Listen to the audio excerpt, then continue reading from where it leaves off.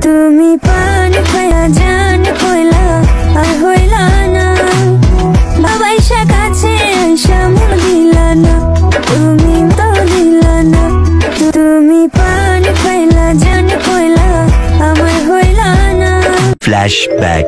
Viral এই ঘরে বানানো নুডলস আমিও ট্রাই করে লাইলাম, আর এটা এত মজা হয়েছে যে আর কখনো রেস্টুরেন্টে যায় খাওয়া লাগবে না। আসসালামু আলাইকুম, আমি আপনাকে নসুন্দি রাফা। কেমন আছেন আপনারা সবাই? আশা করতেছি সবাই সুস্থ আছেন এবং ভালো আছেন।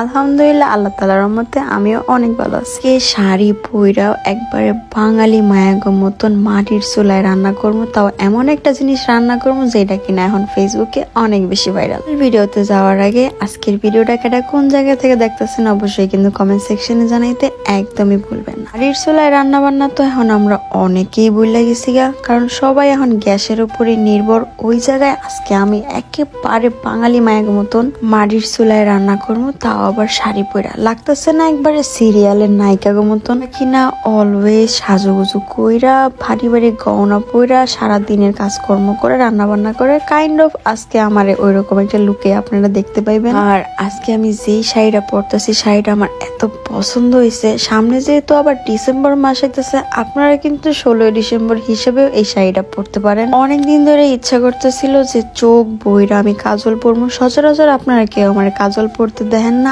আইলাইনারও আমি খুব একটা বেশি দিতে পছন্দ করি না, কিন্তু শাড়ি পরলে আমার ইচ্ছা করে যে একটু ভারী মেকআপ হইলে মনে হয় ভাল লাগে। তারপরও আমার ভারী মেকআপও হালকা হয়ে যায়। চোখ বইরা কাজল পরছি, একটু আইলাইনার দিছি, 2 হাত বইরা পরছি রং বেরঙের চুড়ি, আর কপালে একটা চারটিপও পরছি। শাড়িটা আমার কাছে অনেক বেশি ভালো লাগছে। আর ব্লাউজটা ওই আপু কাস্টমাইজ করে বানাই দিছিল, যার পেজ থেকে আসলে এই শাড়িটা আমি আনছি। আপনাকেও যদি এই শাড়িটা নেওয়ার থাকে ব্লাউজ পিস লগে দেওয়াই থাকবো, বাট নিজের মতন করে বানাই নিতে হইব। যেহেতু আমি আর কি বলছিলাম দেখে আপু আমার ব্লাউজটা মেক করে দিছিল। যেহেতু শাড়িটা পরছি একটু ডং ডং না করলে কি হয়। আর এই শাড়িটা আমি আনাইছি আফরোজার সব পেজ থেকে, যাক অনেক ডং ডং হয়েছে। এখন আইন রান্নাতে ফেরত যাওন যায়। আজকে রান্না করবো ছাদের মধ্যে, তাও আবার মাটির চুলায়। সব কিছু একবারে সরঞ্জাম পাতি নিয়ে আইছি। আজকে এত মজার একটা জিনিস রান্না করতে পারবো আমি কোনো ভাবিও নাই। এবারে গ্রাম বাংলার বৌদুগো মতন শাড়ির আঁচলটা কাঁচা দিয়া এরপরে আমি নাইমা পড়তেছিলাম রান্নায়। আর যা যা লাগবো রান্নায় সবকিছু আগে থেকে প্রিপারেশন নিয়ে আইছিলাম। এই ভাইরাল নুডলসটা কেডা কেডা ট্রাই করছেন কমেন্ট সেকশনে কিন্তু জানাইতে ভুলবেন না। আজকে এই জায়গায় আমি অনেকগুলা টপিংস ব্যবহার করতেছি, যেমন আছে গাজর, তারপর হইতেছে ফুলকপি, টমেটো, মাশরুম, চিংড়ি, আর হইতেছে সসেজ, ধন্যবাদ, কাঁচামরিচ, পেঁয়াজ তো থাকবেই। আমি গাজর আর ফুলকপিটা আগে থেকে সিদ্ধ করে রাখছিলাম, আর সবগুলা দেখতে পাইতেছেন খুব কুচি কুচি করে কাইটা নিয়েছিলাম। প্রথমে আঙ্গু যেটা করতে হইব চুলাটা আগে জ্বালাই নিতে হইব, তো আমি চুলাটা সুন্দর মতন করে জ্বালাই নিতেছিলাম। আগে আমি মাটির চুলা রান্না করছি কম বেশি, তাই আমার একদমই কোনো ধরনের সমস্যা হয় নাই।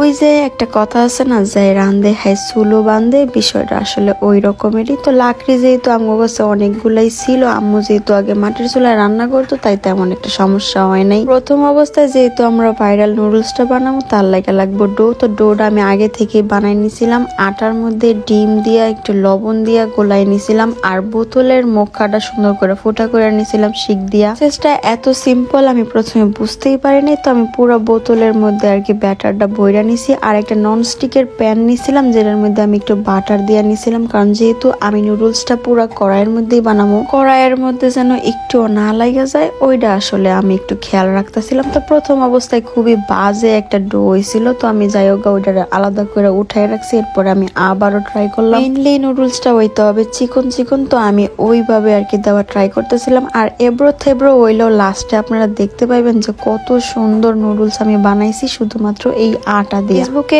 অনেকদিন ধরে আমি ভিডিওটা দেখতেছি, তো কবে থেকে চেষ্টা করতেছিলাম আমিও ট্রাই করবো। ফাইনালি আমি উদ্যোগটা নিয়ে এলাইছি। আর এই ফাঁকে একটা কাক এত বাজে একটা কাজ করছে, আমার চিপসের প্যাকেট নিয়ে গেছে। আমার এমন রান্নার ভিডিও কেডা কেডা পছন্দ করেন অবশ্যই কমেন্ট সেকশনে জানাইতে ভুলবেন না। দেখেন আমার নুডলস গুলা কি পরিমাণ সুন্দর হয়েছে, দেখা বোঝাই যাইতেছে না যে এগুলো আমি আটা দিয়ে বানাইছি, তাও আবার ঘরে। আমি যেহেতু পিওর জাল লাভার, আমার সবকিছুতে জাল না হইলে হইবই না। তো শুকনো মরিচটা আমি সুন্দর করে টাইলা নিতেছিলাম, কারণ এইটা আমার ঝালের কাজ করব।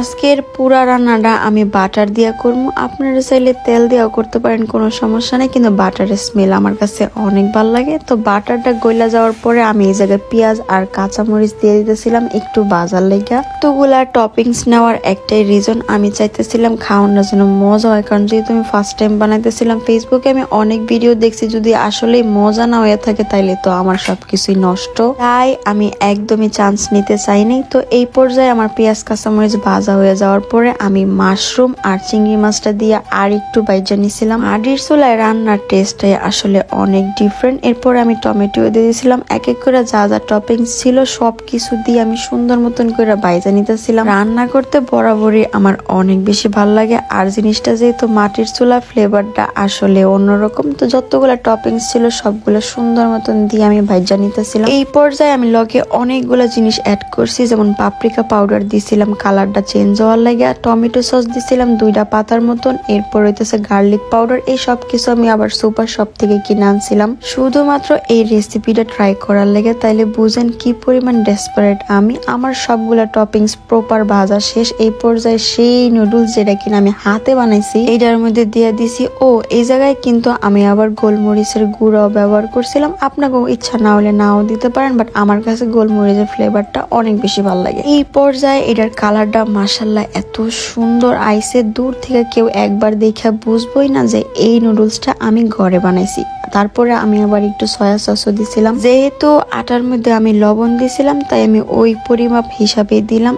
এরপরে আমি আরেকটু স্বাদ বাড়ানোর লেগে দিয়ে দিছিলাম একটা ম্যাজিক মশলার প্যাকেট। আপনাকে ঘরে নুডলসের মশলা থাকলে ওইটাও ব্যবহার করতে পারেন। আর এটার মাশাআল্লাহ এত সুন্দর স্মেল আইতেছিল, বাটার সসেজ সবকিছু মিক্স অবস্থায় এইটার ফ্লেভারে পুরা স্বাদ বইরা গেছিল গা। আমার নুডলস রান্না এই পর্যায়ে একেবারেই শেষ। লাস্টে গার্নিশিং এর লেগে দিয়ে দিছিলাম একটু ধনিয়া পাতা। যাগো ধনিয়া পাতার স্মেল পছন্দ না তারা স্কিপ করতে পারেন, বাট ধনিয়া পাতা ছাড়া আমার কাছে সব তরকারি সবকিছু অসম্পূর্ণ লাগে। রান্না করতে করতে এদিকে বিকাল গড়ায় সন্ধ্যা হয়ে যেতেছিল গা। তো আমার ক্যামেরাম্যানের আবার এটা খুবই পছন্দ হয়েছে, সে আবার ফ্লেভারে কইতেছিল যে আসলে এটা অনেক মজা হবে। তো আর আগে তুমি একটু রিভিউ দাও। সত্যি কথা কইতে এটা খাইয়া বুঝাই যায় না যে এটা ঘরে বানানো নুডলস।